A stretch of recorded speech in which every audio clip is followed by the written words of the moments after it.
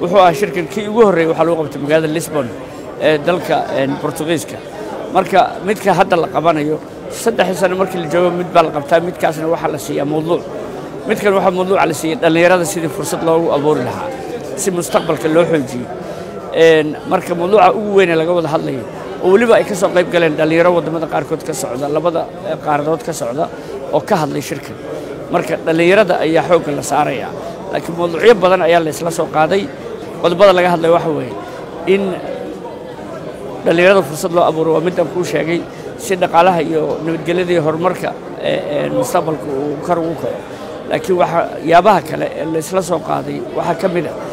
in dalalka Afrika iyo kuwa Yurub la ilaaliyo wadajirkooda iyo madax banaanidooda wadajirka dhul ahaaneed ee dal walba iyo madax banaanidooda in la ilaaliyo waxyaabaha kale la isla soo qaaday waxa ka mid ah in la dhowro oo laga ilaaliyo dalalka faragelin dibadda ka timaada oo siyaasadda gudaha soo faragashata in laga ilaaliyo ayaa ka mid ah arrimaha la isla soo qaaday arrimaha la isla soo qaaday waxa ka mid ah in